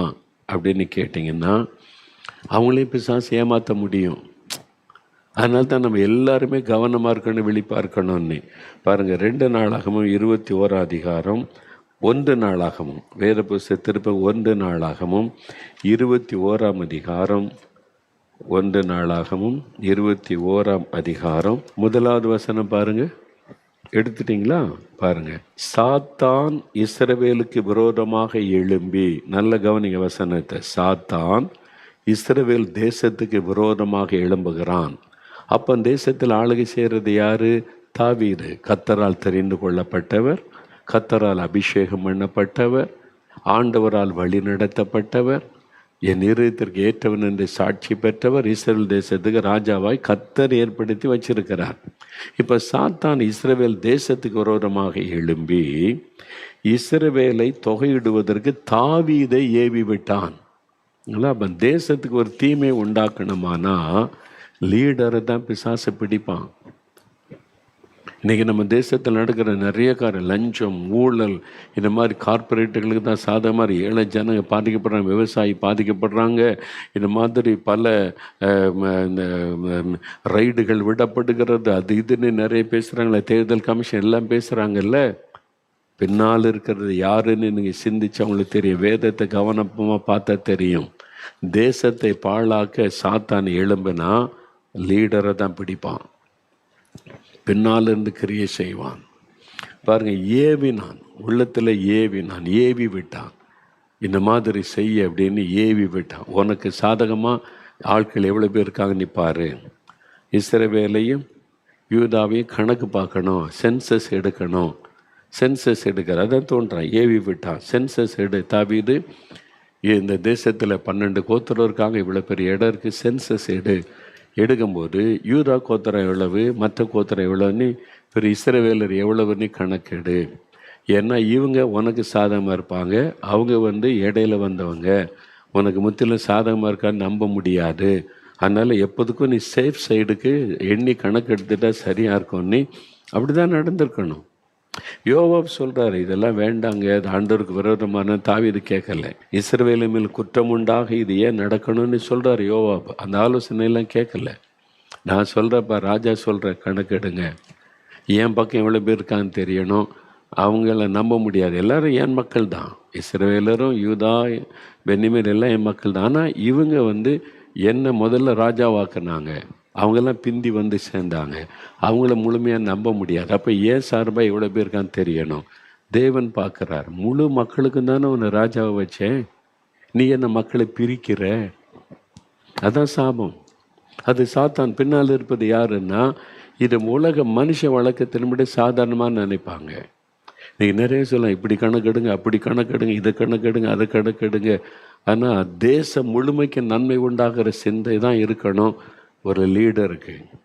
சுயநலமாக தன்னுடைய மக்கள் இவங்க அந்நியர்கள்னு உணர்வு வந்தாலே அவங்க லீடராக இருக்க தகுதியற்றவர்கள். எப்போ அந்த லீடராக வந்துட்டானா எல்லா மதத்தினருக்கும், எல்லா இனத்தினருக்கும், எல்லா மொழி பேசுகிறவங்களுக்கும், எல்லா மாநிலத்தவர்களுக்கும் பொதுவான ஒரு லீடர். எல்லாரும் எனக்கு ஓட்டு போட்டாலும் சரி, ஓட்டை போடாவிட்டாலும் சரி, அவங்க எல்லாம் என்னுடைய ஜனம். இந்த ஜனங்களுக்கு தலைவனாக ஆண்டவர் என்னை நியமிச்சிருக்கிறாரு, எல்லாருக்கும் பொதுவாக நான் நடக்கணும் சிந்தையோடு செயல்பட்டால் அது தேவனுடைய சிந்தை. இல்லை, இவங்கெல்லாம் எனக்கு ஓட்டு போட்டவங்களுக்கெல்லாம் நான் தனியாக்கணும். இது சபைக்குள்ளே இருக்குது இல்லை. இது எங்கே ஆரம்பிச்சது தெரியுமா? சபைக்குள்ளே. பிசாசு உள்ள நுழைஞ்சி சபைக்குள்ளே இவங்கெல்லாம் எனக்கு ஓட்டு போட்டவங்க, எனக்கு சாதமாக இருந்தவங்க, அவங்களுக்கு அப்பாயின்மெண்ட் கொடுப்பேன், அவங்களுக்கு அவங்க விரும்பின இடத்துக்கு டிரான்ஸ்ஃபர் கொடுப்பேன், இவங்க விரோதமாக செயல்பட்டவங்க இவங்களை பழி வாங்குவேன், இவங்களுக்கு டிரான்ஸ்ஃபர் கொடுப்பேன். சபைக்குள்ளே வந்துட்டுங்க, பைபிளை கையில் வச்சுக்கிட்டு அலையிறான் பாருங்க, அவனுக்குள்ளே பிசாசு உள்ள நுழைஞ்சிட்டான். பிரிவினை, ஒரே குடும்பம் சபைங்கிறத உடைக்கும்படி பிசாசு கிரியை செய்துட்டானே. ஜாதியை பற்றி ஒரு சர்ச் லீடர் பேசினாலே பிசாசு நுழைஞ்சிட்டான்னு அர்த்தம். நமக்கு எங்கே ஜாதி? நம்ம எல்லாரும் கிறிஸ்துவுக்குள்ளே ஒன்று, ஒரே ரத்தத்தினால் கழுவப்பட்டவங்க. அந்த உணர்வே இருக்கக்கூடாது. மக்கள் அப்படி வந்தால் கூட சொல்லணும், தப்பு. நம்ம எல்லாரும் ஒரே ஃபேமிலி, ஒரே ரத்தத்தினால் கழுவப்பட்டாங்க, ஒன் ஃபேமிலி, நம்ம எல்லாரும் ஒன்றா இருக்கிறோம். இதைத்தான் பேசணும். அதை விட்டுட்டு மெஜாரிட்டி வந்து இவங்க எனக்கு சாதகமாக இருப்பாங்க, அவங்களுக்கு சாதகமாய் பேசுவது, மத சார்பாய், மொழி சார்பாய், ஜாதி சார்பாய் பேசுவது, அது பிசாசுடைய தந்திரம். அவங்க தான் பிசாசு உள்ள நுழைஞ்சிட்டான்னு அர்த்தம், அவங்க பிசாசுக்கு இடம் கொடுத்துட்டாங்கன்னு அர்த்தம். அதில் தான் கவனம் செலுத்தணும். தாவீதை பார்த்தீங்களா, ஏவுதல் உள்ளத்தில் வரும். இதில் 2 சாமுவேல் 24:1 அதில் இதே காரியம் சொல்லப்படுகிறாரு. 2 சாமுவேல் 24:1 பாருங்கள். 2 சாமுவேல் 24:1 அந்த வசனத்தை வாசிக்கும்போது இன்னும் பாருங்கள், நல்ல தெளிவாக உங்களுக்கு புரியும். 2 சாமுவேல் 24:1 எடுத்துட்டிங்களா, 419வது பக்கம் பாருங்கள். கர்த்தருடைய கோபம் திரும்பவும் இஸ்ரவேலின் மேல் மூண்டது. கர்த்தர் இஸ்ரவேல் தேசத்தை உண்டாக்குனது கர்த்தர், என் ஜனன்னு சொன்னது கர்த்தர். இப்போ அதே ஜனத்தின் மேலே கர்த்தர் கோபம் வருது. இந்த ஜனத்தின் மேலே கர்த்தர் ஏன் வந்தது? இஸ்ரவேல் யூதா என்பவர்களை லக்கம் பார் என்று அவர்களுக்கு விரோதமாய் சொல்லுவதற்கு தாவீது ஏவப்பட்டான். அவனுக்குள்ள ஒரு ஏவுதல் வருது. சாத்தான் டைரெக்டாக வந்து பேசலை, உள்ளத்துக்குள்ள இந்த ஏவுதலில் 2, ஒன்று ஆவியானவர் ஏவுவது, இன்னொன்று சாத்தான் ஏவுவது. இதுதான் புரிந்து கொள்ளணும். 3 விதமான காரியம் ஸ்பிரிட் கிரியேஷன். ஒன்று நம்முடைய ஆவி, மனுஷ ஆவி. நம்முடைய மாம்சத்தில் மனுஷகத்தில் ஒரு ஏவுதல் வரும், அது நம்முடைய விருப்பம். இன்னொன்று ஆவியானவர் ஏவுவார், அது தேவ சித்தம், தேவ விருப்பம், அதை நம்ம ஏவுதல் கொடுத்து கைட் பண்ணுவார். 3வது சாத்தான் ஏவுவான். இந்த 3ஐயும் டிஃபரன்ஷியேட் பண்ண தெரியணும். எனக்கு ஏவுதல் வந்துச்சுங்க, ஆண்டவர் தான் பேசினாருங்க. இல்லை, உங்கள் மாமிசம் ஏவி இருக்கலாம், சாத்தானும் ஏவி இருக்கலாம். கர்த்தருடைய ஆவியானவர் ஏவினா வேத வசனத்தின்படி தான் அது இருக்கும். அதனால தான் ஒரு தீர்மானம் எடுக்க முன்னால், எனக்கெல்லாம் ஏவுதல் வரும், உடனே தீர்மானம் எடுக்கிறது இல்லை. நான் அதை எழுதி வச்சு 1 முறை 2 முறை தெளிவாக அது ஆவியானவர் பேசினது தானா, இது கர்த்தர் கொடுத்த ஏவுதல் தானா, அதை உறுதிப்படுத்தும் வரைக்கும் திரும்ப திரும்ப ஜெபம் பண்ணி அதை உறுதிப்படுத்தின பிறகு தான் நான் வெளியே அறிவிப்பேன், அதை செய்ய துணிவேன். ஒரு ஏவுதல் வந்தோடனே கர்த்தர் பேசிட்டான்னு தீர்மானம் எடுப்பது இல்லை. நான் ஊழியக்காரன் கூட கவனமாக இருக்கணும், ஜாக்கிரதையாக இருக்கணும், தெய்வ பிள்ளைகள் கவனமாக இருக்கணும். அப்போ ஏவுதல் வருதுன்னா ஆவியானவர் தான் ஏவுறாரு அப்படின்னு நினச்சிடக்கூடாது. தாவீது அபிஷேகம் பெற்ற மனிதனை சாத்தான் ஏவிட்டான். அவனுக்கு என்ன சூழ்நிலையில் தாவீது அப்போ இருந்தார்? அவர் தேசத்தின் காரியத்தில் பிஸியாக இருக்கிறாரு, ரொம்ப நிறைய ஒர்க்கு, தேசத்துக்கு ராஜாவாயிட்டாரு. அதில் பிஸியாக இருக்கிற டைம் தான் சாத்தானுடைய தந்திரமாக கிரியை செய்வான். இந்த மாதிரி குளத்தை டக்குன்னு உள்ள நுழைஞ்சி தப்பானதை ஏவி தீர்மானம் எடுக்க வச்சிருவான். அதனால தான் நான் ரொம்ப உடனே தீர்மானம் எடுக்கிறது இல்லை. சில சமயம் என்ன செய்கிறது அடுத்து என்ன கேட்பாங்க, வெயிட், ஆண்டவர் பதில் சொல்ல வரைக்கும் வெயிட் பண்ணுங்க, காத்திருக்கணும். சில நாளாகும், சில மாதமாகும், ஆண்டவர் தெளிவான பதில் கிடைக்க வரைக்கும் இன்னும் அமைதியாக இருங்கன்னு சொல்கிறாரு. இதில் கவனம் செலுத்திட்டா தப்பிச்சிருவீங்க, இல்லாட்டா பிசாசு ஏவி தவறான டைரக்ஷனில் கொண்டு போயிடுவான். அபிஷேகம் பெற்றவங்களை கூட சாத்தான் ஏவி தப்பாய் நடத்த முடியும். அது 1 முறைக்கு 2 முறை ஜெபித்து நல்லா கன்ஃபார்ம் பண்ணி தெளிவாக தெரிஞ்சிட்ட பிறகு உங்களுக்கு உறுதி ஆயிரும். இருமனதோட குழப்பத்தோட தீர்மானம் எடுக்கவே கூடாது கர்த்தருடைய பிள்ளைகள். அதனால இங்கே சாத்தான் பாருங்க, அந்த வசனம் இஸ்ரவேல் யூதா, இஸ்ரவேலை தனியாக கணக்கெடு, யூதாவை தனியாக கணக்கெடு, இந்த ஜாதி கணக்கெடு, அந்த ஜாதி கணக்கெடு, இந்த மதத்தை கணக்கெடு, அந்த மதத்தை கணக்கெடு. நமக்கு சாதகமாக யார் இருப்பாங்க சைடு பண்ண? அது துரோகம், மக்களுக்கு பண்ணுற துரோகம். பிசாசு தான் அதுக்குள்ளே நுழைந்து கிரியை செய்கிறவன். ஒருவேளை தேசத்தில் சில நன்மையான காரியத்திற்கு அந்த கணக்கு எடுத்தாலும் லீடருக்குள்ளே அந்த உணர்வு இருக்கக்கூடாது. எல்லாரையும் நேசிக்கிற உணர்வு தான் இருக்கணும். வெளியில் ஒன்று பேசுவாங்க, உள்ளுக்குள்ளே வேறு மாதிரி இருக்கும். தெரியுமா? மனுஷங்க அப்படி தான். வெளியில் பேசுகிறதெல்லாம் அப்படியே இனிப்பாக இருக்கும், உள்ளே போனால் வேறு மாதிரி அவங்க கணக்கு போடும். இதெல்லாம் கர்த்தர் பார்த்துக்கிட்டே இருக்கிறார். இந்த பிசாசுடைய தந்திரம், மாயம் எல்லாம் ஆண்டவருக்கு தெரியும். அவர்கிட்ட இந்த பாச்சா பலிக்காது, நடிக்கவும் முடியாது. ஒரு நாள் கர்த்தர் நியாயம் தீர்த்து விடுவார்.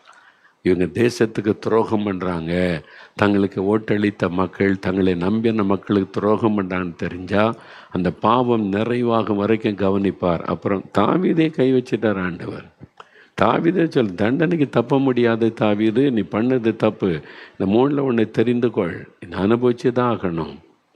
யாரையும் விட மாட்டார் ஆண்டவர்.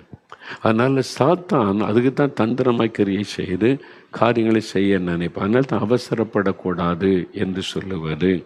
பார்த்தீங்களா, தேசத்துக்கு விரோதமாக எழும்பி தாவீதை ஏவி விட்டது. அந்த ஏவுதல் எப்படி வந்தது? ஆவியானவர் கொடுத்ததல்ல, சாத்தான் ஏவினார். சாத்தான் எழும்பி, இந்த 2 வசனத்தை நீங்கள் தியானித்து பாருங்கள், உங்களுக்கு விளங்க. சாத்தான் இதே மாதிரி தான் நம்முடைய குடும்பத்துக்கு விரோதமாக, ஊழியத்துக்கு விரோதமாக, நம்ம செய்கிற ஊழிய திட்டங்களுக்கு விரோதமாக சாத்தான் எழும்பி அது எப்படி கெடுக்கிறது, சாபத்துக்குள்ளாக்குறதுன்னு நமக்குள்ள தவறான ஏவுதலை கொடுத்து அவன் கிரியை செய்து விடுவான். ரொம்ப கவனமாக இருக்கணும். அப்போ சாத்தானுடைய தந்திரம் இது. இந்த மாதிரி நம்ம லைஃப்பில் கூட நடக்கும், நம்ம லைஃப்பில் கூட வரும். இப்போ எனக்கு அது மாதிரி வந்திருக்குது சில காரியம். இதை செய்யணும் ஒரு ஏவுதல், பலமான ஏவுதல். ஆனால் இது ஆண்டவர் நம்ம கொடுத்த பிளானே இல்லையே. நம்மளை அழைப்பு, நம்ம கொடுத்த திட்டம் வேறு. இடையில திடீர்னு முடியாது. அதுக்கேற்ற மாதிரி மனிதர்களை கொண்டு வருவான். இதை செய்யுங்க பிரதர், இதை செய்யுங்க, உங்களுக்கு சப்போர்ட்டாக இருப்பான் நீ. அப்போது ஒரு டிஸ்டர்பன்ஸ் வந்துடும், தெளிவாக இருக்காது. அப்போ நான் சொல்லுவேன், ஓகே வெயிட் பண்ணுவோம், ஜெபம் பண்ணுவோம், இல்லை செய்யணும், அந்த ஒரு ஆசையை உண்டாக்கும் அப்படியே.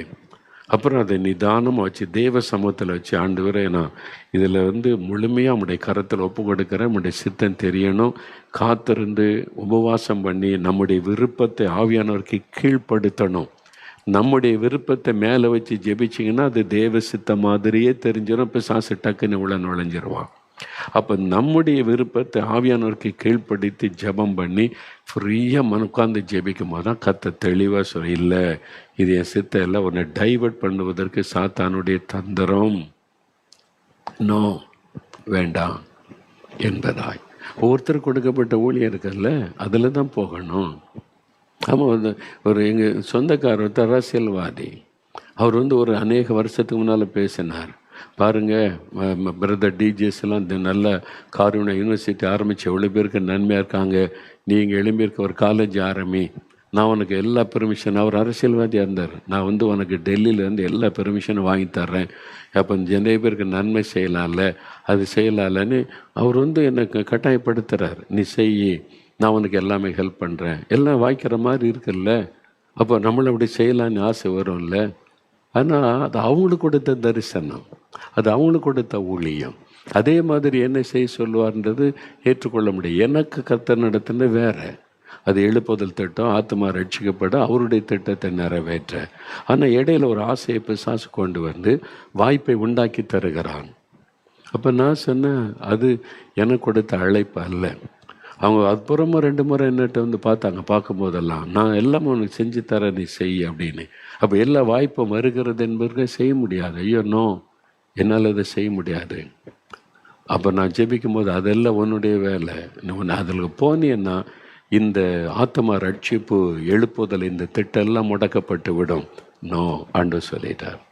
அதே மாதிரி தான் சத்தியம் தொலைக்காட்சி ஆண்டவர் ஆரம்பிக்க சொன்னபோது ஒருத்தர் சொன்னாங்க, நீங்கள் எதுக்கு இந்த மாதிரி இந்த டிவி சேனல் நியூஸ் சேனல்லாம் ஆரம்பிக்கிறீங்க, எதுக்கு அதுக்கு போட்டு பிரயாசப்படுறீங்க, ஏசுடிக்கிற சேனல் ஆரம்பிங்க. அப்போவே 15-20 வருஷம் இருக்கும்.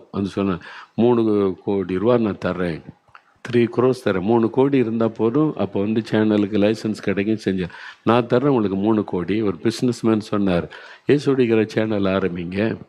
கரெக்டாக தானே இருக்குது, 3 கோடி ரூபா சும்மா தருவாங்களா ஒருத்தர்? ஆண்டவர் ஏவி தானே தருவார். 3 கோடி ரூபா தரேன்றாரு. நமக்கு டிவி சேனல் ஆரம்பித்தா 24 மணி நேரமும் நம்ம பேசிக்கிட்டே இருக்கலாம், ஜனம் கேட்பாங்களே, அது என்ன வரும் இல்லை? அப்போ ஆண்டவர் சொன்னார், அதல்ல என்னுடைய திட்டம், அதுக்கு மற்ற சேனல்லாம் இருக்குது, டிவி சேனல், கிறிஸ்தவ சேனல். எனக்கு நியூஸ் சேனல் வேணும், எழுப்புதல் திட்டம் போகணும், எழுப்புதல் காலத்தில் பயன்படுறதுக்கு ஒரு நியூஸ் சேனல் வேணும், சத்தியம் டிவி, அதுதான் நீ செய்யணும். நான் நீங்கள் பணம் கொடுக்குற என்பதற்காக என்னால் இதை செய்ய முடியாது. தேவன் தெளிவாக என்ற சொல்லியிருக்கிற காரியத்தை மட்டும்தான் செய்ய முடியாதுன்னு சொல்லிட்டேன் நான். நம்ம கவனமாக இல்லாட்டா பணத்தை வச்சு பிசாசு கவுத்துருவான். சில ஆட்கள் மூலமாக தீர்க்க தரிசனத்தை வச்சு நம்மளை கவுத்துருவான். சாத்தான் தந்திரமாக நுழைஞ்சு நம்மளை டைவர்ட் பண்ண பார்ப்பான். உங்களை கூட அவனுடைய பிஸ்னஸை விட்டு, ஊழியத்தை விட்டு, சபையை விட்டு, குடும்பத்தை விட்டு டைவர்ட் பண்ண பார்ப்பான். கவனமாக இருக்கணும், அவனுடைய தந்திரத்தை அறிந்து கொள்ளணும். அதனால் ஆண்டவரே, பிசாசின் தந்திரங்களை அறிந்து நான் கவனமாக வாழ்வதற்கு எனக்கு கிருபை தாங்க. தினமும் வேதம் வாசித்து ஜெபிச்சு ஆவியில் நிறைந்திருந்தால் தான் நீங்கள் தப்ப முடியும். இந்த கடைசி காலத்தில் முக்கியமாக ஊழியக்காரங்க, பாஸ்டர்மார்கள், போதகர்கள், சுவிசேஷங்கள், தீர்க்கதரிசிகள் டபுள் கேர்ஃபுல்லாக இருக்கணும். ரொம்ப கவனமாக இருக்கணும். டக்குன்னு கர்த்தர் சொன்னார் அப்படி சொல்லிட்டு அப்படியே முடிவெடுத்து செஞ்சு பாதியில் நின்று கர்த்தருக்கு அவமானத்தை கொண்டு வந்துடக்கூடாது. அதனால் இப்போ எல்லாரும் ஜெபம் பண்ணுங்க. அப்படி ஒரு நிமிஷம் ஜெபிக்கிறீங்களா? ஆண்டவரே, உம்முடைய சித்தத்துக்கு மாறா எதையும் செஞ்சிடக்கூடாது. சாத்தானுடைய தந்திரத்தில் அகப்பட்டு கொள்ளக்கூடாது. பிசாசனுடைய தந்திரங்களை எனக்கு வெளிப்படுத்தி காமிச்சிருங்க. தப்பான முடிவை எதுவும் நான் எடுத்துடக்கூடாது. எங்கள் வீட்டுக்குள்ளே சாத்தான் நுழைய இடம் கொடுக்கக்கூடாது. ஊழியத்துக்குள்ள, சபைக்குள்ளே, என் பிஸ்னஸ்க்குள்ளே, வாழ்க்கைக்குள்ளே பிசாசின் தந்திரங்கள் நுழையாதபடி எங்களை காத்து கொள்ளுங்க. என்னை வழி நடத்துங்க. ஆவியானவருடைய ஆளுகைக்குள்ள ஒப்பு கொடுக்கிற வசனத்தின் வெளிச்சத்தை எனக்கு தாங்க. வேத வசனத்தை அறிந்து கொள்ள எப்பொழுதும் பரிசுத்தாவிலே நிரம்பி ஜெபித்தும்முடைய சித்தத்தை அறிந்து கொள்ள கிருபை கொடுங்க. எங்களுக்கு கிருபை கொடுங்க. எங்களை ஒப்பு கொடுக்கிறோம். இயேசுவின் நாமத்தில் ஜெபிக்கிறோம். ஆமேன், ஆமேன். இது தொடர்ச்சியாக இன்னும் நம்ம தியானிக்க போகிறோம். இன்னும் நிறைய இருக்குது. நம்ம ப்ராக்டிக்கலாக அதை அறிந்து கொண்டால் இந்த வருகையின் காலத்தில் நம்ம காத்துக்கொள்ள முடியும். அதனால தான் கர்த்தர் இதெல்லாம் உங்களுக்கு பேச சொல்லி நான் உங்களோட பேசி கொண்டிருக்கிறேன். சரியா? இன்னும் சில வர காலத்தில், இன்னும் சில வாரங்களில் இதை முழுமையாக அறிந்து கொள்ளலாம். அதனால் மறுபடியும் அடுத்த முறை சந்திக்கும் பொழுது அதனுடைய தொடர்ச்சியை நம்ம தியானித்து அறிந்து கொள்ளலாம். இதை பற்றி என்ன சந்தேகம், கேள்விகள் இருந்தால் உடனே எனக்கு அனுப்பலாம். நான் தகுதியானதை பார்த்து உங்களை கிளியர் பண்ணுவதற்கு வேத வசனத்தின்படி உங்களுக்கு இதில் பதில் சொல்லக்கூடிய இந்த கடைசி காலத்தில் சாத்தான் எப்படி வஞ்சிக்கிறான், எப்படி தீர்மானம் எடுக்கணும் என்பதை குறித்து அறிந்து கொள்ள விரும்பினால் உங்களுடைய சந்தேகங்கள், கேள்விகளை கூட அனுப்பலாம். சரி, கர்த்தருடைய ஆசீர்வாதம் உங்களோடு இருப்பதாக. ஆமேன்.